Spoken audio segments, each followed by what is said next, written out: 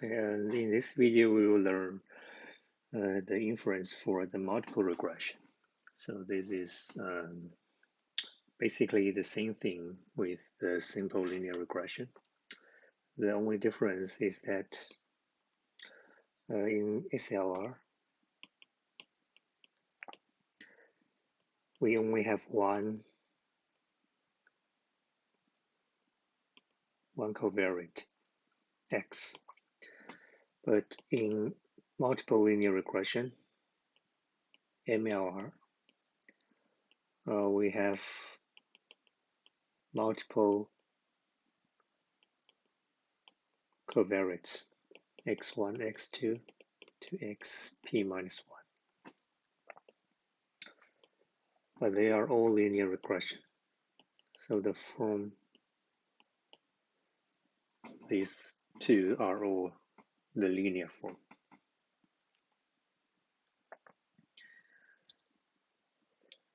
So this is what we learned in chapter 4. So in a multiple regression, we do the regression on multiple variables, and we have a linear form like this. We have intercept b0 and a coefficient for each x1 to xp minus 1. And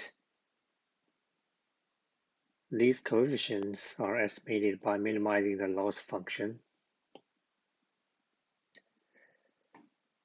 using the least squares principle. So we are minimizing the total squared distances from yi to this surface. So this, so actually, if you look at this linear form, this actually gives you a surface. And in the simple linear regression case, when you only have a one covariate, that gives you a line. Okay, so in the high dimension, the linear form is a surface. And in this class, we will use computer to find these coefficients. And this class uses jump.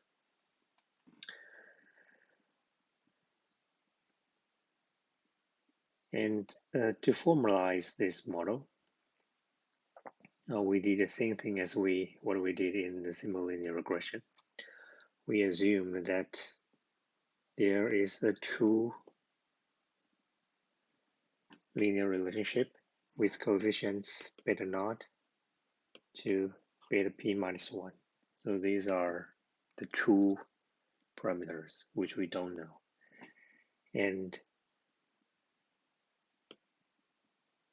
there's error terms, epsilon i's.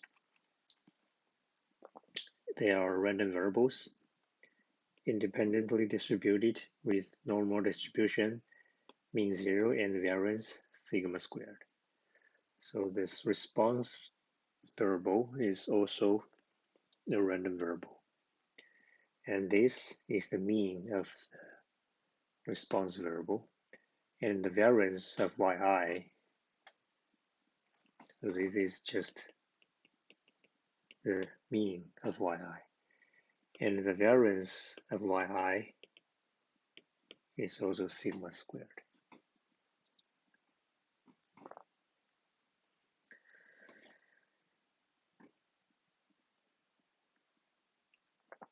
And this is the geometric interpretation of this equation.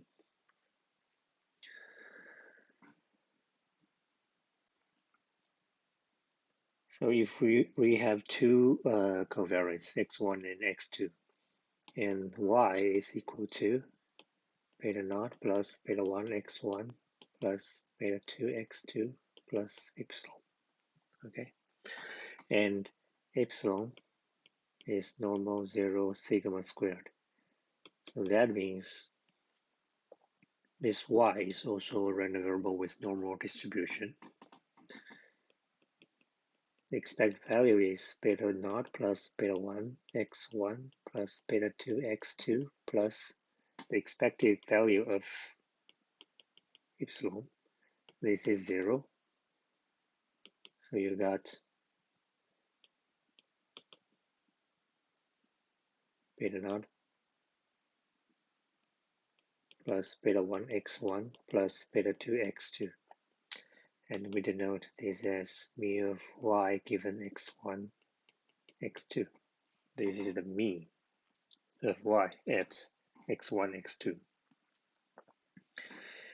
And the variance of y is, because this part is just a constant, so we have 0 plus the variance of epsilon. And the variance of epsilon is sigma squared, so we have sigma squared. Then you know that y is a normal random variable with mean mu of y given x1, x2, and variance sigma squared. Okay. This surface is the mean surface. Okay. This surface is is defined by this equation. Mean is equal to beta naught plus beta 1 x1 plus beta 2 x2. So this is a mean surface. And at each point x1, x2, we have a normal distribution. The mean is just the point on this surface, and the variance is sigma squared. We have this distribution is bell-shaped because it's a normal distribution. Okay, so you can imagine that at each point we have a bell-shaped distribution.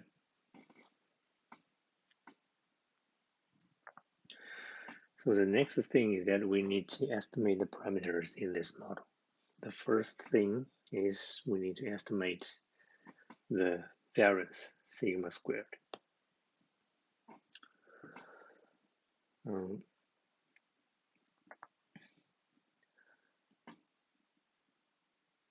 We define this residual Ci as yi minus y hat. The y hat is just plugging x1 to xp minus 1 to the estimated equation. These b1, b0, b1 to bp minus 1 are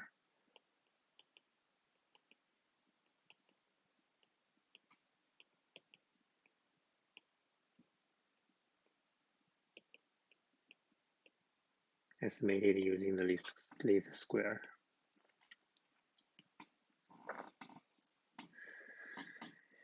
And yi minus this yi hat are our residuals.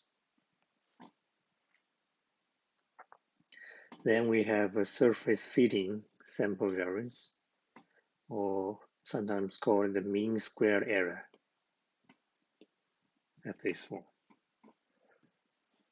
The summation of all the residuals, squared residuals, divided by n minus p.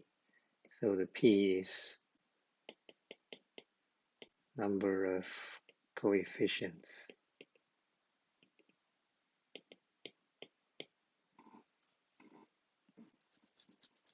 Right? We have b naught to bp minus 1. So we have p coefficients in the linear model.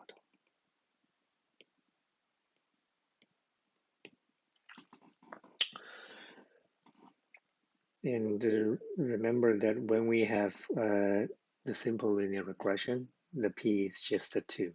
So this is So the SAR is just a simple case of the ML problem.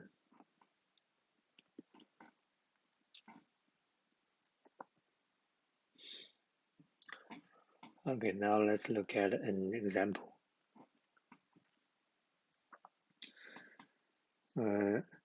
So in this example, we are considering a chemical plant that makes nitric acid from ammonia, and we want to predict the step loss.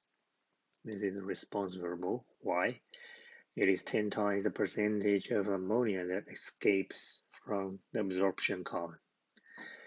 And we have three covariates, x1, x2, x3, and x1 is the airflow, the rate of operation of the plant, and x2 is the inlet temperature of this cooling water, and x3 is the percentage of circulating acid minus 50% times 10. These are our three predictors. And here is a data table. We have 17 observations. Then we use jump to fit the surface. And the fitted surface is this.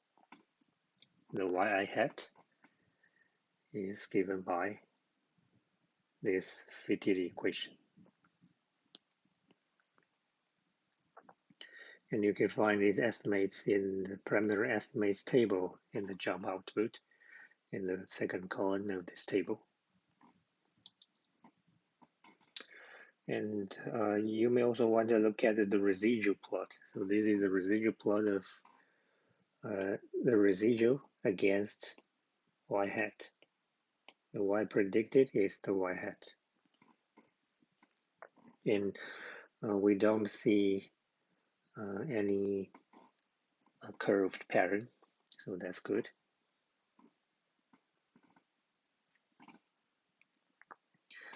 And you can find the estimated sigma squared is SF squared in the output. So there are two places you can look at. One is that in the under the summary of fit, you find the root mean square error. So that is the square root of SF squared, which is 1.25.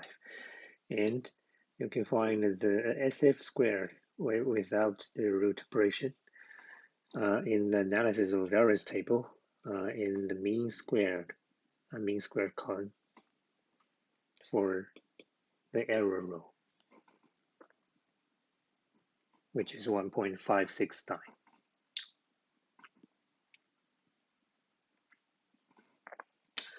And with the estimated sigma squared, you can also find the standardized residuals. So as with the simple regression case, the variance of the residuals are not constant. Okay, so it changes for every I.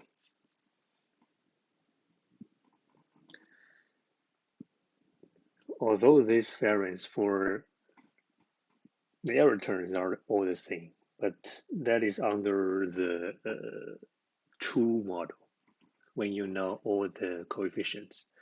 But now, since we are only estimating these coefficients, and we use estimated coefficients to get the estimated y hat, and we get the residuals. Once the estimated coefficients are involved, then the variance are not constant. And in fact, the variance of EI are given by AI times sigma squared. So AI is some constant, but the form is a bit complicated here. And once you know the variance, then since AI is also a normal random variable, and the mean is 0, and the variance is AI sigma squared, then you know by standardize it, you can get this. So in the denominator, you divide the EI with the standard deviation of EI, and this will be a standard normal random variable. But the problem is that now we don't know the sigma here, so we use the estimated sigma, SSF.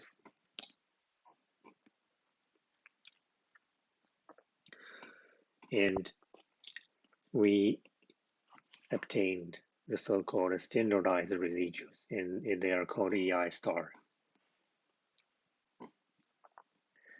And it is also known as the studentized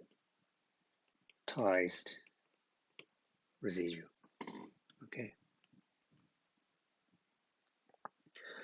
And these A1 to AN, there is no easy formula for that. And so we use JUMP to calculate everything for us. And in fact, JUMP can automatically calculate the standardized residuals. What you need to do is just click on when you have the linear regression output, you click on this right triangle here and click on Save Columns. Then you can choose Studentized Residuals. And then you will get a new column called Studentized Residue Y. Okay, and that gives you the studentized residuals or standardized residuals. This is just standardized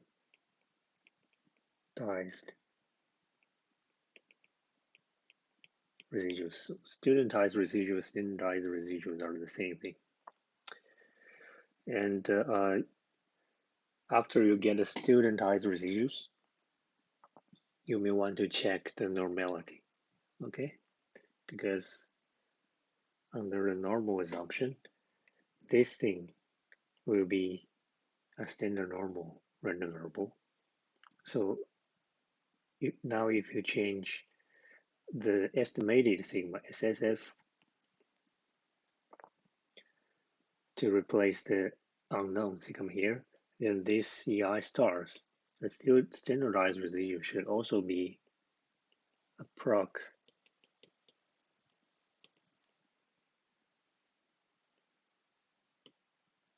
approximately normal. Actually,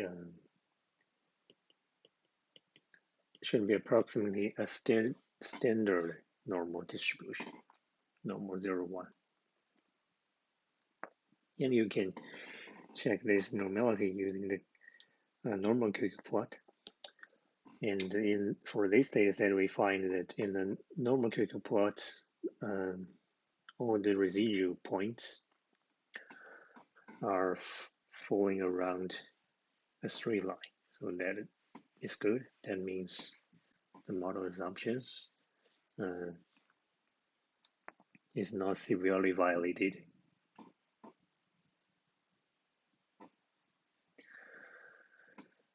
And the next thing we need to do is that we want to do the inference for this coefficient.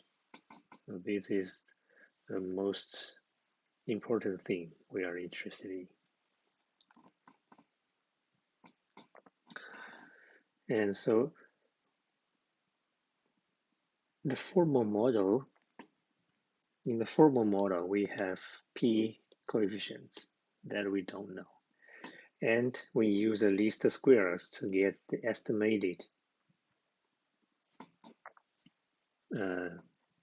estimated surface. And we get the estimated coefficients b naught to be p minus 1. And we need to know how good the estimates are. So we need to do the inference. And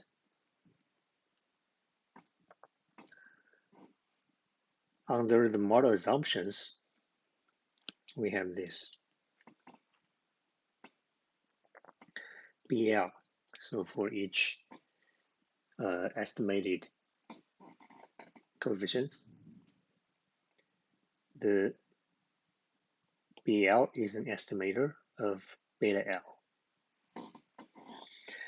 It is a normal random variable with mean beta L and variance dl times sigma squared. So again, this is an unbiased estimator because the mean is just the true coefficient. And dl is a positive constant. So it is related to our data, but the form is a bit complicated here, and we do not need to know it. We just need to know it is constant. So this means BL minus beta L divided by the standard deviation of BL. BL minus beta L divided by DL square root times sigma.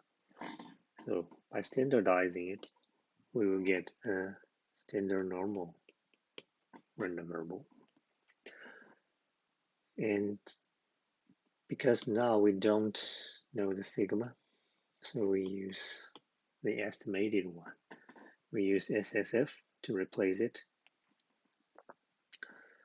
So in the denominator, it's instead of the standard deviation, we get a sample standard deviation. So because we plug in the estimated sigma. And sometimes you will use this notation, the standard error of BL. So they are the same thing. And this quantity, this random variable, will no longer have a standard normal distribution because you use the standard error instead of the true standard deviation. And this random variable would have a Tn minus P distribution. And this will be our test statistic to use. And it's also the reference distribution for constructing the confidence intervals. And when you want to do this test, here it should be beta. If you want to test that beta L is equal to some number, this is null hypothesis. The test statistic would be BL minus this number divided by the standard error of BL. So then under the null hypothesis, because under the null hypothesis, the number is just a BL, and this thing would have a T distribution with n minus P degrees of freedom. And for the two-sided 1 minus alpha confidence interval for beta L, again, the center is just the estimated version, BL. And we have the margin of error. We have a quantile. This quantile is the 1 minus alpha over 2 quantile of Tn minus P, because the reference distribution is Tn minus P. And the standard error of BL, which is SSF times root DL. Okay.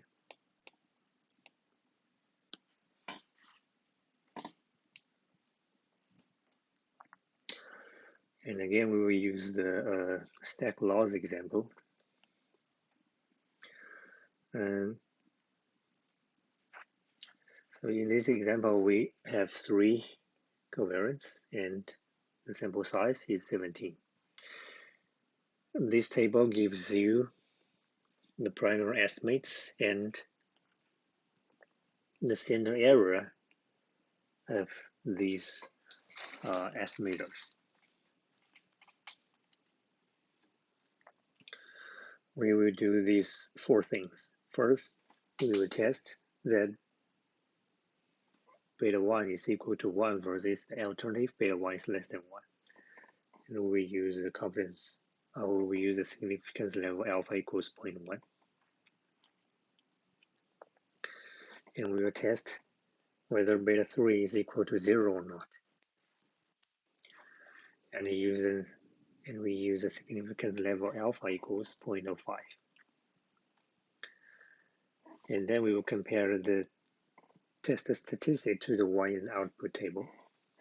So the test statistic in the output table is just this T ratio here. So we have mentioned this before. If you want to test a coefficient is equal to 0 or not, when you do this test, you can just use the T ratio and this product greater than absolute value of T in the test. This would be the test statistic. And this would be the p-value. And then we will construct and interpret a two-sided 99% confidence interval for beta 3. And we'll also construct and interpret a one-sided lower 90% confidence interval for beta 2. Okay, cool. So the first question. This is the one-sided test. The alternative is that beta 1 is less than 1. And the test statistic is this. The number is 1. And in the denominator, we have the standard error of B1. When assuming the null hypothesis is true and the model is of the true, it's a multiple linear regression model with the error terms independently normal distributed with mean 0 and variance sigma squared. Then the test statistic would have a Tm minus P distribution. And in 17, P, we have x1, x2, x3, 3 predictor. That means P is equal to 4, right? So P is always 1 plus number of predictor, because we have another interceptor. So altogether there are 4 coefficients. So 17 minus 4 gives you a T distribution with 13 degrees of freedom. And now we need to decide when to reject the null hypothesis. So now look at the alternative. The alternative is that beta 1 is less than 1. So in other words, it's beta 1 minus 1 is less than 0. And because our test statistic is B1 minus 1 and a positive denominator, then we will reject the null when we see a test statistic. We will see a test statistic falling in the left tail of this distribution. So this is the rejection region. And the area is alpha because the confidence level is 0.1. So The error should be 0.1. Since the error is 0.1, then you know this critical value.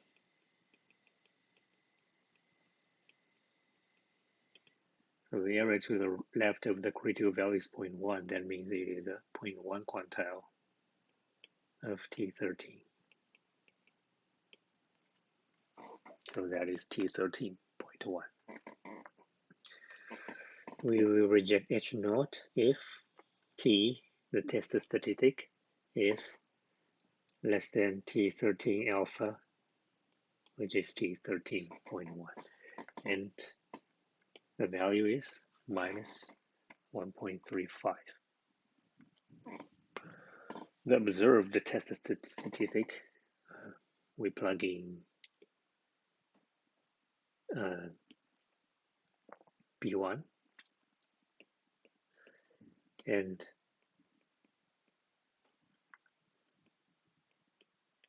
the standard error or the sample standard deviation of B1. So these two numbers can be found in this row.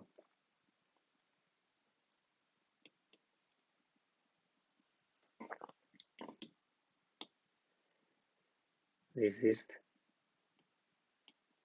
B1 and 0.06743 pi is the standard error of B1.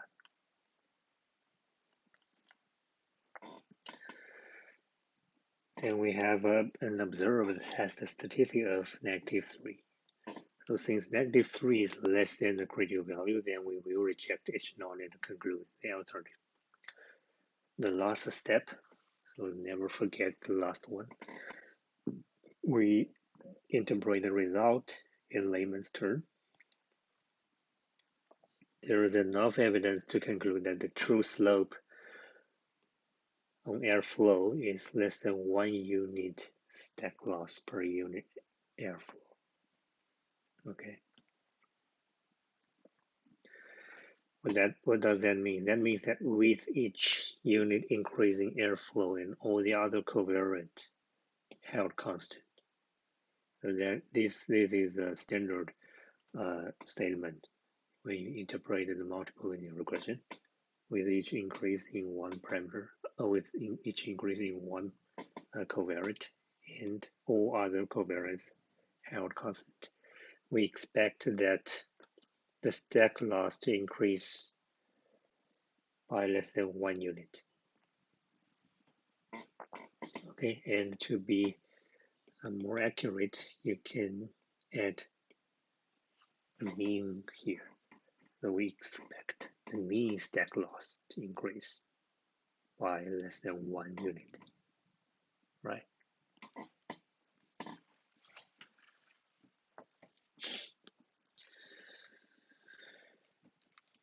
And as a second question, we want to test whether beta 3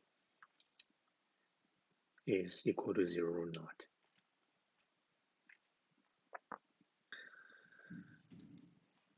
And we use the significance level alpha equals 0.05. The test statistic is, again, B3 minus 0 and divided by the standard error of B3. And we have these assumptions, the model assumption, and H naught is true. The reference distribution is the same, still T13. But in this case, since it's a two-sided test, the rejection regions will be on the two tails. And the area on each tail is alpha over 2. So that means this critical value here is T13 or minus alpha over 2, which is T13.975.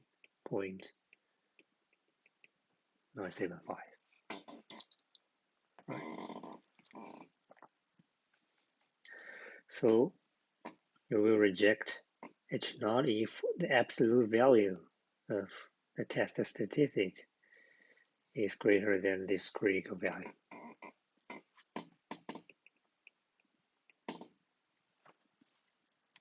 and the number is 2.16. And observed test statistic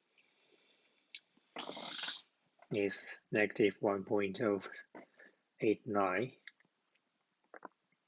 And if you look at the T ratio, you'll find that it is negative 1.9 or 1.09. So agrees with the T ratio. Since the absolute value is less than 2.16, it's not in the rejection region, and we fail to reject H0. Okay, so the conclusion is that there is no enough evidence to conclude that the true slope of circulating acid is non-zero. Okay, and because this covariance is actually shifted in the scale, so you need to add this notation, add a note here. So it is not actually the circulating acid, it is a shifted quantity. And with each unit increase, acid and all other covariance held constant, there is no evidence that the stack loss should change. Okay.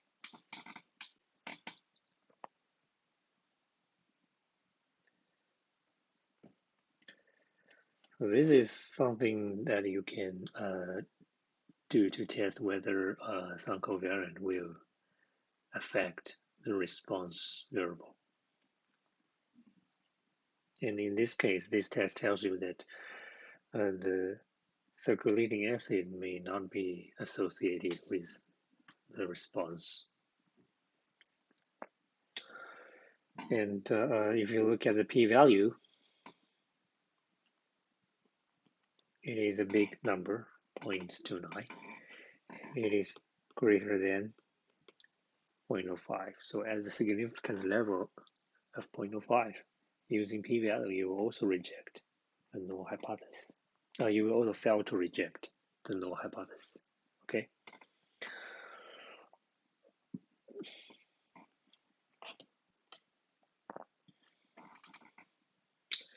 And the third question, the 99% two-sided confidence interval for beta 3. And we use B3 for the center. And the marginal error is the quantile. So it is two-sided. Use 1 minus alpha over 2 quantile with T13 distribution and times the standard error of B3. Then we have the 99% confidence interval. It is from negative 0.2525 to positive 0.1185, and it contains 0.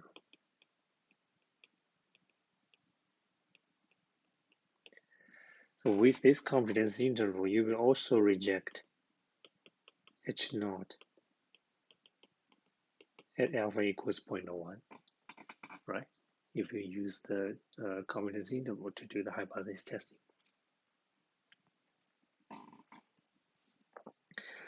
And the interpretation is that we are 99% confident that for every unit increase in acid and other covariates held constant, the stack loss increases by anywhere from a negative 0.2525 to positive 0.1185.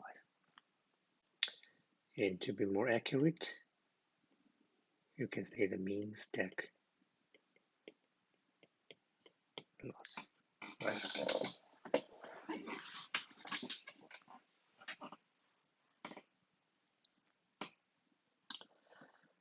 So here's a digression.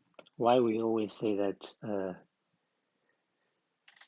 an increase, and 1 unit increase of a covariant variable, and then we have a increase in the mean response variable. Because, for example, you have two covariants, then the mean is equal to beta naught plus beta 1 x1 to beta 2 x2. Okay. Then what does the beta 2 means? That is when you increase the x2 by 1,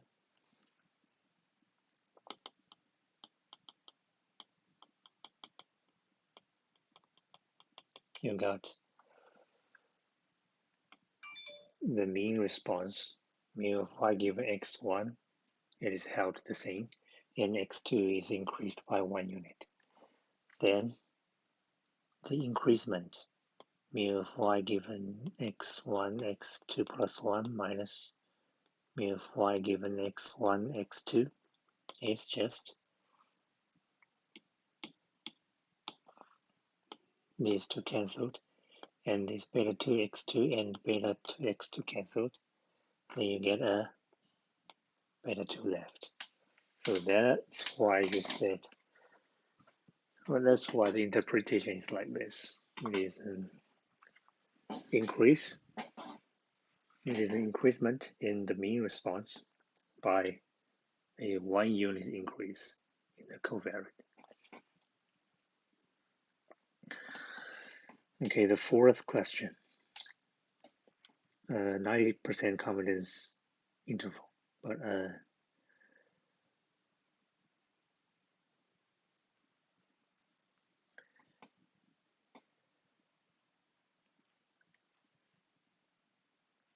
a two-sided 90% confidence interval for beta 2. Okay, so we use B2 here, and then again we use T13 1 minus alpha over 2. 1 minus alpha over 2 is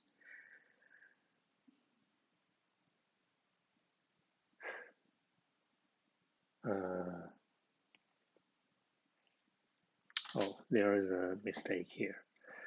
And we are actually interested in the one-sided confidence interval. So, sorry, a two-sided confidence interval. Yeah, right. So for two-sided confidence interval, because the confidence level is 90%, so alpha is 0.1, then 1 minus alpha over 2 is 0.95. Okay. And T13.95 is 1.77. This is the quantile here, and we have the center and the standard error of B2. Then the two-sided confidence interval for B2 is 0.26348 to 0.8511. And the interpretation is just the same. We are 90% confident that for every 1 degree increase in the temperature and other covariants are held constant, the mean response stack loss will increase by anywhere from 0.26348 to 0.8511.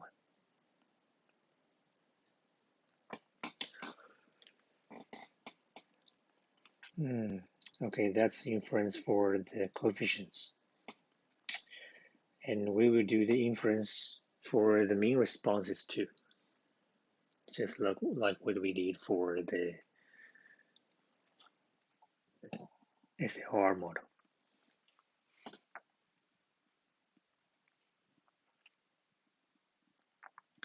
So the mean response at a certain point, x,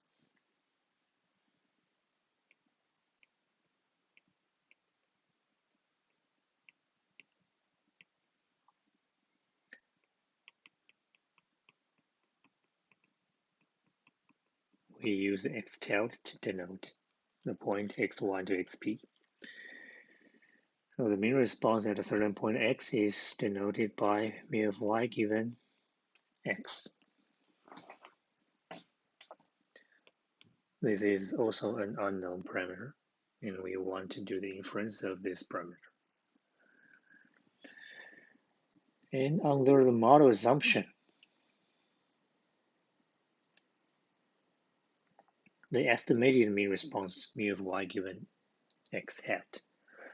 So what is mu of y given x hat? It is just you plug in the estimated coefficients. Beta 1, beta naught intercept, beta 1 x1, all the way to beta p minus 1 x p minus 1. This is the estimated mean response. And this estimated mean response is also a random variable, and it would have a normal distribution with mean mu of y given x. Right? This is by the linearity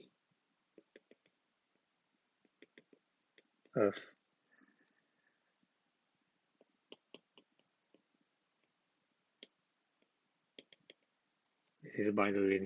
the expectation.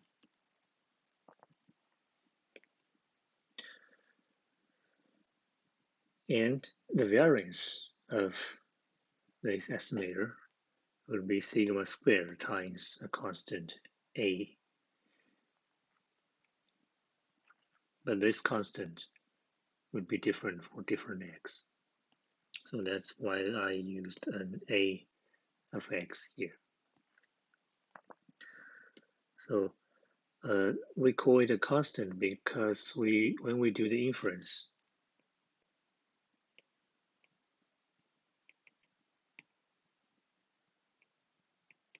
for an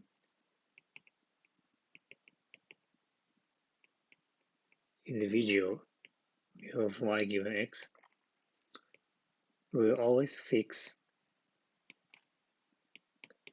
the x. So when we fixed the x, then this a of x is then a constant.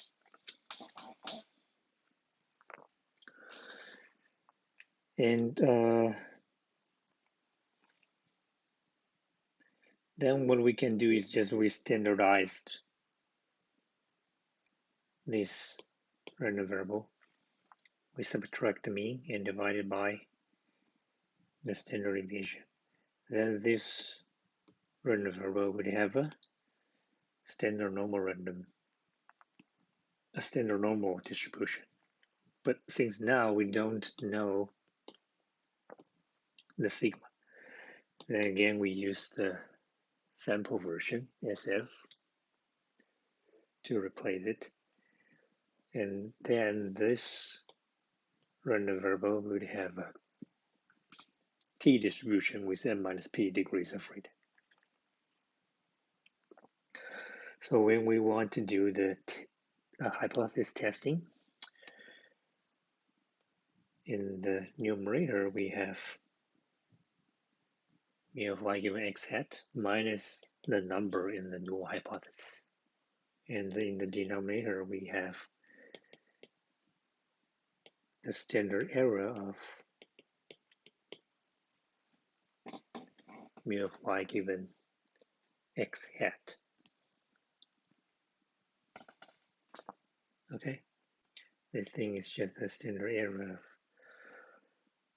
of the predictive value.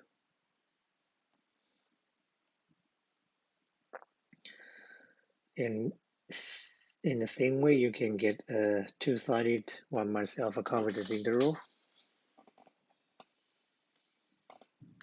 The center is the estimated mean response, and we have a 1 minus alpha over 2 quantile of Tn minus P. And this is just again the standard error of mu of y given x, or the sample standard deviation of mu of y given x.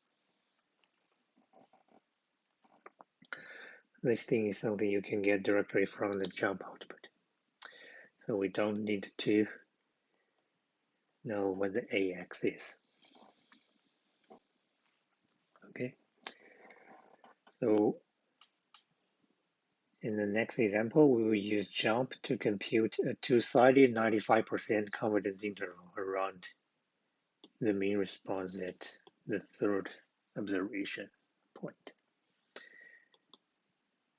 When we have x1 equals 62, x2 equals 23, and x3 equals 87. The observed response y is 18.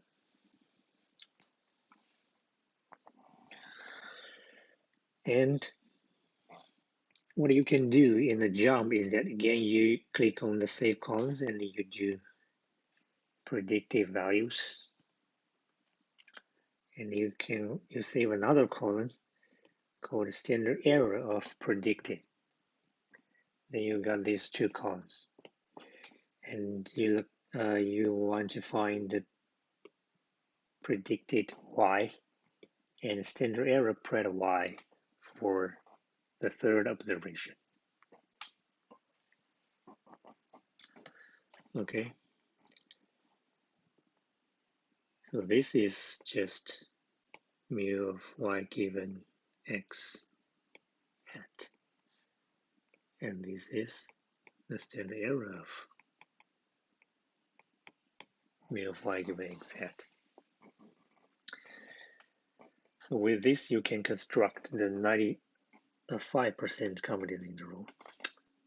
So the quanti we used here is T13.975, which is 2.16, and you plug in mu of y given x hat and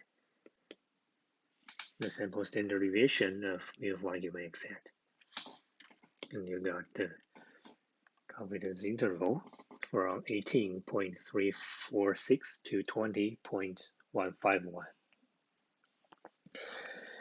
And then the interpretation is that we are 95% confident that when the airflow is 62, the temperature is 23 degrees, and the adjusted percentage of circulating acid is 87.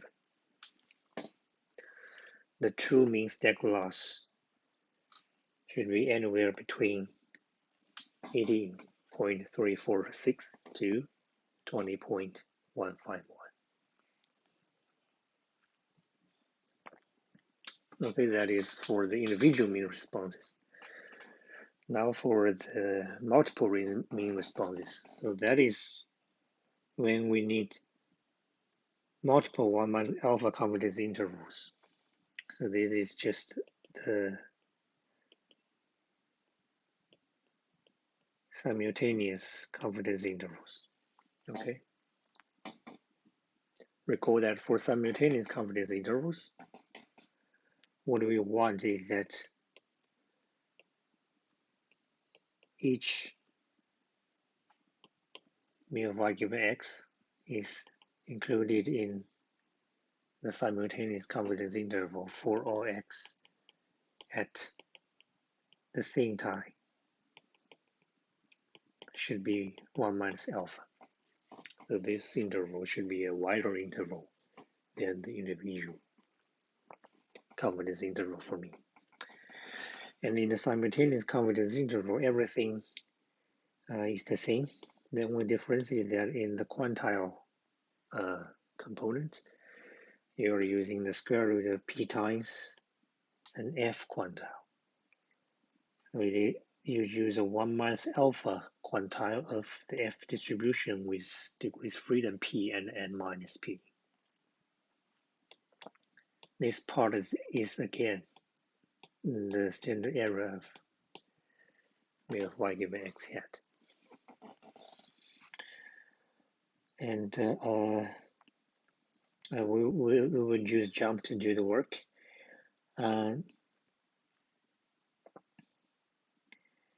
And we will also need the two columns that Jump calculated for us.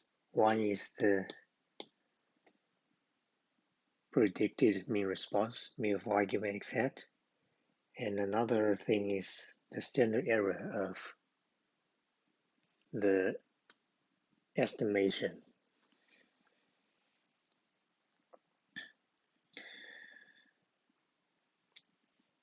So for 95% simultaneous confidence interval, the F quantile we used is 3.18. And in this example, P is 4. So 4 times 3.18, and the square root of it would be 3.57.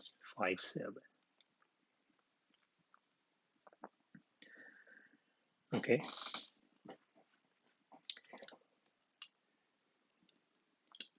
Then the formula for the simultaneous confidence intervals is this: mu of y given x hat plus or minus 3.57 times standard error of mu of y given x hat. And these two things vary from point to point. So what you can do is that you create a new column. And by the way, this will be also included in another video showing you how to do this in Jump. So watch another video. And create a new column. So the new column is created by the predicted y. And for the lower bound, use minus 3.57 times the standard error of the predicted y.